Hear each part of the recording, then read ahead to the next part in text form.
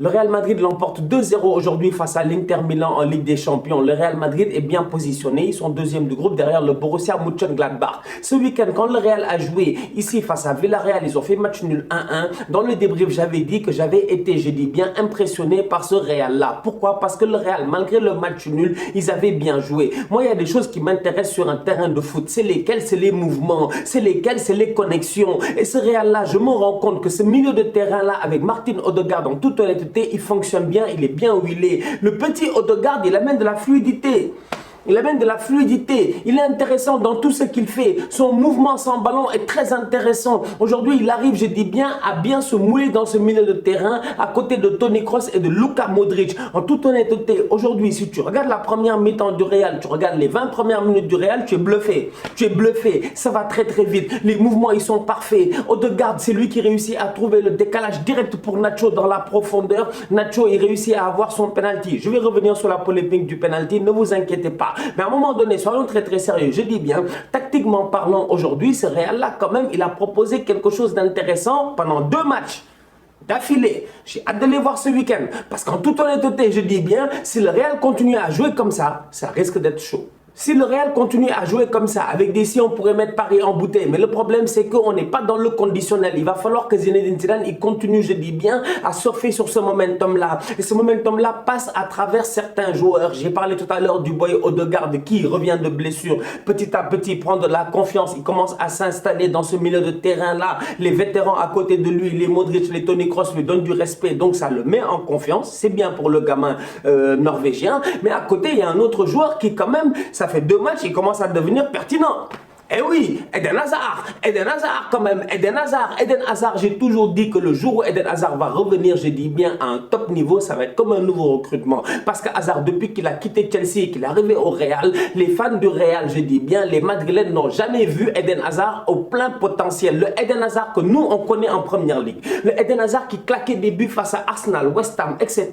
Le Eden Hazard, je dis bien, qui a pris ici Liverpool en cup, il a dribblé là-bas les Joe Gomez, les tout ça, les Robertson, il fait des crochets à gauche et à droite. Ce Eden Hazard-là, je dis bien, n'est jamais arrivé à Madrid. Cependant, ça fait 2 matchs, je dis bien, que Eden Hazard est intéressant. Ce soir, encore une fois, il a été sensationnel. Il a été sensationnel. C'est-à-dire que je dis sensationnel, ça peut paraître facile comme ça, mais c'est parce que Hazard, ça fait tellement longtemps qu'on l'a pas bien joué au football, ça fait tellement longtemps qu'on ne l'a pas bien vu jouer au football, que Hazard, en ce moment, sincèrement, quand il fait des performances comme il a fait ce soir, il y a de quoi être heureux. Il y a de quoi être heureux, il y a de quoi être rassuré. Hazard, il a été précis, il a été bon dans son dribble et tout. Et là où c'est intéressant en tant que tel, c'est que je me dis, il y a une corrélation. Franchement, il y a une corrélation en ce moment. Ça fait 2 matchs d'affilée que Eden Hazard joue. Ça fait 2 matchs d'affilée que Eden Hazard joue bien. Martin Odegaard est sur le terrain. Luka Modric est sur le terrain. Toni Kroos, il respecte son rôle de régista. Il est devant la défense. Ce qui veut dire que chacun est à son poste, chacun est positionné. Qui n'est pas là? Karim Benzema. Donc du coup, Karim Benzema, quand il va revenir, va falloir qu'il fasse attention. Et là, je vous avertis déjà, avertissement ambulant, pimpon. Karim Benzema, on se connaît. Il va venir, il va commencer à dézonner à gauche et à droite, à venir rentrer dans l'espace des Hazard et des Odegaard. Alors qu'aujourd'hui, un boy comme Mariano, c'est un boy, on lui a rien demandé. Il ne fait que des courses vers l'avant. Il ne fait que des courses vers l'avant. Franchement, Mariano, toutes les courses qu'il fait, c'est des courses vers l'avant. Il n'essaie même pas de tergiverser, de descendre et tout ça. Et derrière, je me dis, si Karim Benzema revient, parce que Karim Benzema va bientôt revenir de blessure, est-ce que la mayonnaise va continuer à prendre? Parce qu'en ce moment, sincèrement, je le dis et je le répète, ce Real-là, avec un Hazard qui est en confiance, un Odegaard qui monte, c'est intéressant. Lucas Vazquez, lui aussi, il a été très intéressant sur son côté droit. Encore une fois, très virevoltant. Lucas Vazquez, c'est lui, je dis bien, qui réussit à prendre la profondeur sur une super passe de Toni Kroos. Il réussit à prendre cette profondeur-là. Il fait le centre qui est là au deuxième poteau. Rodrigo, 2-0. Donc aujourd'hui, soyons très très sérieux, je dis bien. Ce Real-là, il a été intéressant. Maintenant, parlons de l'Inter. Parce qu'Antonio Conte, moi, il m'énerve. Franchement, il m'énerve, Antonio Conte. Combien de fois je vous ai dit ici qu'Antonio Conte ne se gère pas? Antonio Conte ne se gère pas. Antonio Conte a un système système de jeu. Il a un système de jeu. C'est le même système qu'il trimballe depuis le début de sa carrière. Mais à un moment donné, j'ai envie de dire à ces coachs-là, mais renouvelez-vous. Mais renouvelez-vous sincèrement. Parce qu'à un moment donné, pendant que vous êtes là, sur des principes qui datent d'il y a quelques années, sur des principes qui marchaient dans le temps, pendant ce temps-là, le reste du monde est en train d'avancer. Aujourd'hui, je suis désolé, Antonio Conte, dans sa tête, il croit que réellement une équipe se construit autour du physique, autour de l'âge, autour de je sais pas quoi. C'est pas sérieux. Le recrutement qu'il a fait là, déjà, il n'est pas sérieux. On n'en a pas parlé, mais il n'est pas sérieux. Les Christian Eriksen là, qu'il allait chercher. Pourquoi? Franchement, pourquoi? Eriksen, déjà, en fin de truc à Tottenham, il n'était plus motivé. Il arrive à l'Inter, il n'est pas plus motivé. Eriksen, sincèrement, les gars en Italie, ils n'ont jamais vu le potentiel de Eriksen. Arturo Vidal, on va être très sérieux, il n'a jamais été sérieux. Arturo Vidal, je comprends pas, on lui a rien demandé. Ok, je suis d'accord. Il y a possiblement penalty. Il y a même peut-être penalty en fait. Le problème, il est simple, c'est qu'on ne va pas à la VAR. Tout comme hier, quand le Paris Saint-Germain réussit à avoir un penalty, on n'est pas allé à la VAR. Mais est-ce que c'est une raison pour Vidal d'aller péter un câble devant l'arbitre?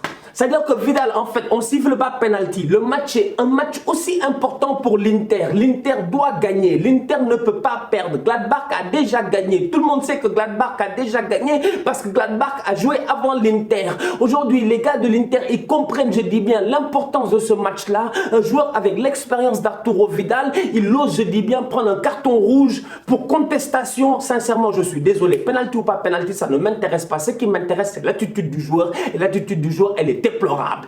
Elle est déplorable. Sincèrement, elle est dégueulasse. Arturo Vidal ne sait pas gérer. Arturo Vidal, mec, capitaine du Chili. Mec, Arturo Vidal, 2 Copa América, je sais pas quoi. Arturo Vidal, avec toute l'expérience qu'il a quand même, on l'a beaucoup attaqué quand il était au Barça, mais il y a certaines choses, je ne m'attendais pas à ce qu'il fasse ça encore. Aujourd'hui, je suis désolé, à la minute où il prend un carton rouge, mais c'est fini, le match est faussé. Le match est faussé. On peut parler, je dis bien, de l'Inter jusqu'à demain, mais à 10 contre 11 face à un Real qui aujourd'hui était en confiance dès le début du match, ça allait être compliqué pour les joueurs d'Antonio Conte de s'en sortir. Donc aujourd'hui, soyons très sérieux, il y a certains boys qu'il faut blâmer et le premier en tête de liste qu'il faut fusiller, c'est qui? C'est Arturo Vidal. Il n'est pas sérieux. Il n'est pas sérieux. L'arbitre n'a pas sifflé. Tais-toi. Continue à jouer sincèrement. Tu es un leader. Tu n'as pas 22 ans. Tu n'as pas 23 ans quand même, bordel. Tu as plus de 33 ans, 34 ans. Tu es là en train d'insulter l'arbitre comme du n'importe quoi. Tu prends un carton rouge. C'est l'homme en forme en ce moment de la Belgique, c'est l'homme en forme en ce moment de l'Inter. C'est qui? C'est Romelu Lukaku aujourd'hui sur le terrain. Mais Romelu Lukaku, il n'a pas démérité. Il n'a pas démérité. Il a fait un match de guerrier. Le problème, il est simple, c'est qu'il n'a personne à côté de lui. Comment tu veux jouer? Je dis bien, tu es un gars qui est puissant, tu es un gars qui joue en pivot, mais tu n'as personne pour te donner des bons ballons. Tu n'as personne avec qui jouer en 1-2. Où est Lautaro Martinez? On le cherche. Franchement, Lautaro Martinez, voilà encore un autre. Il m'énerve lui aussi, c'est pas possible, il fait des matchs en dents de scie. En dents de scie, Lautaro Martinez, en fait, il décide quand il a envie de briller, quand il n'a pas envie de briller. Aujourd'hui, le match qu'a fait Lautaro, il a fait exprès. Il a fait exprès. Le nombre de ballons que Lautaro perd en première mi-temps, il fait exprès. Je suis désolé, franchement, les seuls boys, je dis bien, qui se sont gérés dans ce match-là, c'est Handanovic, c'est Lukaku, et c'est Barella, et c'est tout. Et c'est là où moi j'en veux à Antonio Conte, comme je disais tout à l'heure. Parce qu'Antonio Conte, la saison passée, quand il va en Ligue des Champions avec l'Inter, il n'a pas vu en fait qu'il y a des choses qui ne marchaient pas. Il n'a pas vu qu'il y a des choses qui ne marchaient pas. Il n'a pas vu que son système ne marchait pas sincèrement. C'est-à-dire qu'Antonio Conte n'est pas du tout sérieux. Antonio Conte, quand il va... je suis choqué. La saison passée, l'Inter la saison passée, ils vont en Europa League. Ils finissent 3e de leur groupe en Ligue des Champions. L'Inter ne réussit pas à se qualifier. L'Inter ne réussit pas à se qualifier. Antonio Conte revient l'année d'après avec le même système de jeu. Le même système de jeu. Il n'a absolument rien changé. Il va chercher des Arturo Vidal. Arturo Vidal, toute sa vie, il a déjà battu le Real. Est-ce qu'il a déjà battu le Real? Franchement, est-ce qu'il a déjà battu le Real? Arturo Vidal, au Bayern, il n'a pas battu le Real. Au Barça même, il galérait à battre le Real. Moi, je suis fatigué, quoi. Franchement, je suis fatigué. Prochain match du Real, c'est face à Alaves dès ce week-end. J'espère que vous serez là parce que je serai là. D'un autre côté, j'ai hâte de voir est-ce que Eden Hazard va continuer parce qu'Eden Hazard, ça fait 2 matchs. Eh ouais, jamais 2 sans 3. Eden, sincèrement, j'espère que la machine est lancée. La famille, on se capte très bientôt pour un nouveau débrief. D'ici là, on continue à liker, on continue à partager. On s'abonne, on s'abonne, on s'abonne. On est ensemble. Tous outsiders.